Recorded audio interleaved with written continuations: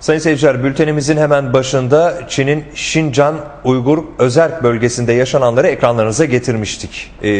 Aslında o dakikalarda gerçekleştirmemiz gereken bir telefon bağlantımız vardı. Teknik bazı aksaklıklar nedeniyle o telefon bağlantısını şimdi gerçekleştireceğiz.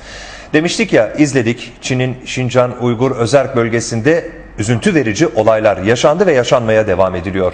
Bölgeden gelen haberlere bakılırsa olaylar öyle çabuk bitecek gibi de görünmüyor. Bölgeyi ve bölgede yaşayan insani yapıyı çok iyi bilen bir konuğumuz var. Doğu Türkistan Kültür ve Dayanışma Derneği Genel Başkanı, aynı zamanda Dünya Uygur Kurultayı Genel Başkan Yardımcısı Sayın Seyit Tümtürk şu anda telefon hattımızda. Sayın Tümtürk, yayınımıza hoş geldiniz öncelikle. Hoş bulduk. Mustafa Bey, ben teşekkür ediyorum size. Sağ olun. Sayın Tümtürk, gelişmeleri bizim gibi sanıyorum sizler de izliyorsunuz. Bize önce bölgedeki insani yapıyı bir özetler misiniz? O bölgede kimler yaşar? Teşekkür ediyorum. Doğu Türkistan isminden de anlaşılacağı üzere tarihten bugüne kadar Müslüman Türk'ün ana vatanı. Doğu Türkistan 1.828.418 kilometrekarelik yüz ölçümüyle Kazakistan'dan sonra ikinci büyük Türk coğrafyası, 35 milyonluk Müslüman Türk nüfusuyla da aziz Türkiye'mizden sonra ikinci büyük Müslüman Türk beldesi. Bugün Doğu Türkistanlılar tarihte, yani bundan 60 sene önce 1933'te Doğu Türkistan İslam Cumhuriyeti, 1944'te de Doğu Türkistan Cumhuriyeti adı altında yer kürede Türkiye'mizden başka bağımsız bir Türk devleti yokken yerini almış, bağımsız ikinci Türk devleti olarak Türkiye'nin yanında bir kardeş olarak tarih sahnesindeki yerini almıştı. Maalesef 1949'daki Mao'nun Kızıl işgaliyle birlikte Çin işgalinde bugüne kadar Çin işgalinde bulunmaktadır. Şimdi biz bugün Doğu Türkistanlılar olarak bu işgalin acı ve ızdıraplarını yaşıyoruz. Bu işgal beraberinde ne getirdi Mustafa Bey? Bu işgal 1949'da, yani 40'lı yıllarda %3 olan Çinli işgalci nüfusu, maalesef üzülerek söylüyorum, sene 2009 %50'nin üzerinde. Çoğu şehirlerde de %60, %70. Bugün olayların patlak verdiği, katliamın gerçekleştirdiği Doğu Türkistan'ın ölümçü başkentinde de maalesef %80 civarında Çinleşmiş durumda. Bugün Doğu Türkistan'da 1964 ile 1997 yıllar arasında Çin nükleer denemeler gerçekleştirerek 11'i yer altında ve diğerleri yer üstünde olan toplam 46 nükleer deneme sonucu milyonlarca Müslüman Türk'ün katline sebep oldu ve hala milyonlarca Müslüman Türk bu nükleer denemelerin ve radyoaktif serpintilerin olumsuz etkilerine maruz kalmış ve hala hastalık pençesinde uğraşmakta. Ve hala çevre ve ekolojiye olan olumsuzluğundan dolayı o mümbit topraklarda eskisi gibi meyve sebze yetişmemekte. Doğu Türkistan bugün tarihte hiçbir milletin, hiçbir millete yapmadığı, Firavun'un, Nemrut'un bile hiçbir millete uygulamadığı bir zulümle karşı karşıya. Bugün Doğu Türkistan'da 1985 yılında başlayan tek çocuk politikası gereği 2009'a kadar geçen 25 yıllık süreç içerisinde Doğu Türkistan'da 15 milyon Müslüman Türk evladı dünyaya gelemedi. Mustafa Bey, bu adı konmamış bir soykırımdır. Evet. Dünyanın hiçbir yerinde hiçbir zalim, hiçbir mazlum millete böyle bir soykırım uygulamadı. Ne Filistin'de.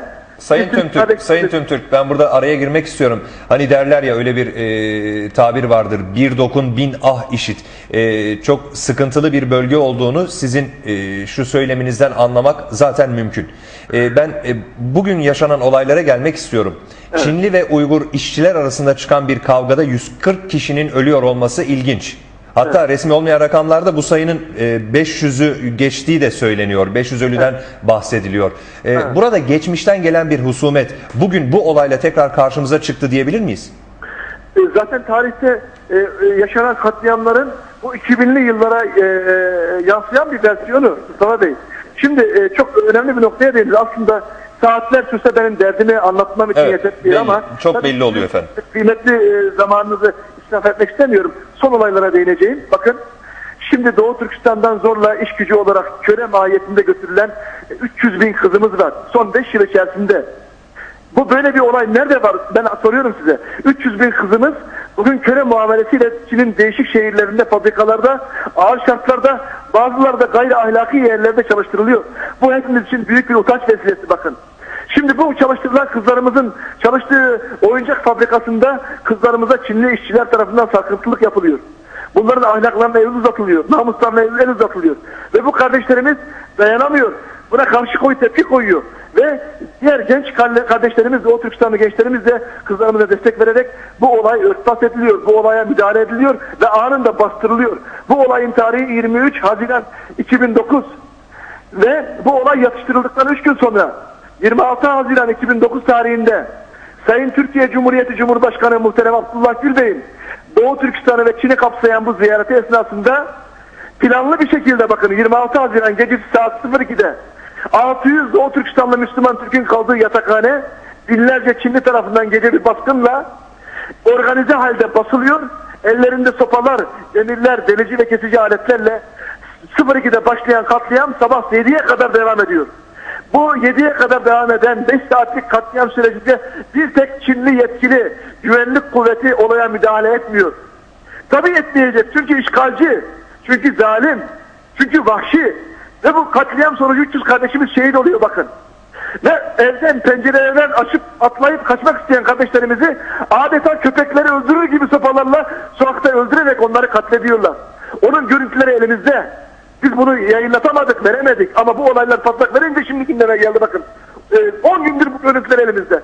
Şimdi ben şu noktaya vurgu yapmak istiyorum. Bu katliamın Türkiye Cumhuriyeti Sayın Cumhurbaşkanı Abdullah Gül Bey'in ziyareti esnasında vuku bulması, Türkiye devletine karşı bir saygısızlık, diplomatik olarak ahlaksızlık. Ben bunu ifade etmek istiyorum. Aynı zamanda Doğu Türkistan halkına da gözdağı. Ben seni Türkiye Cumhuriyeti Cumhurbaşkanı'nın ziyareti esnasında da ederim. Haddini bil, bağımsızlık isteme. Budur verilen mesaj.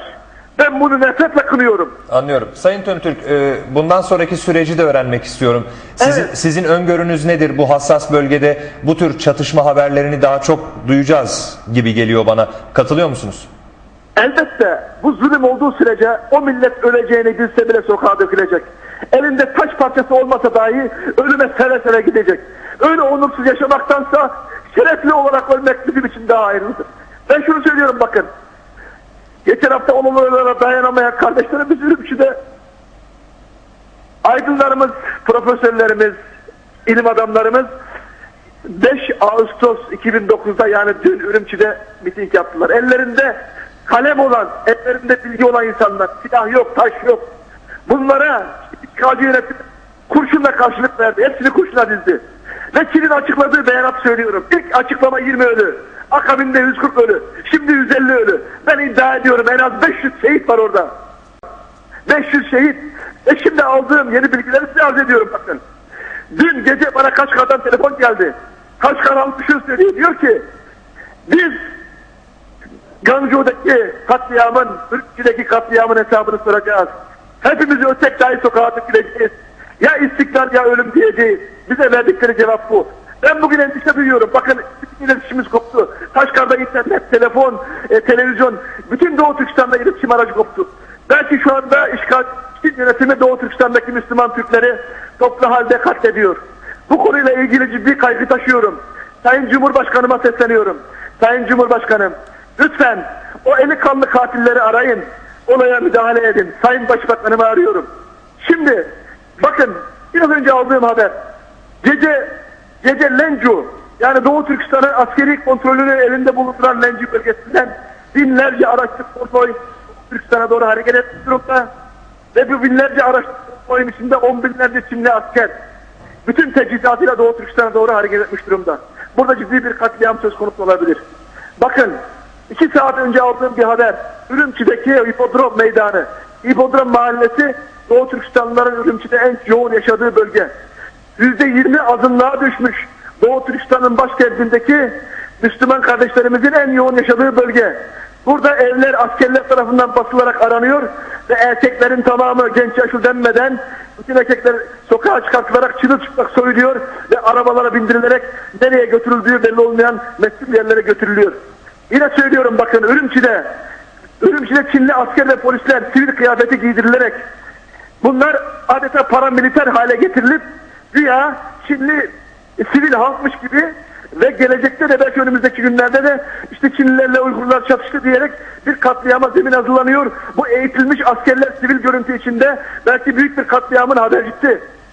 Bakın, Yine bir haber. Anadolu Ajansı Pekin muhabiri Kamil Aydoğdu diyor ki, Kamil Erdoğdu diyor ki Ürümçi'de sokak aralarından cesetler toplanıyor.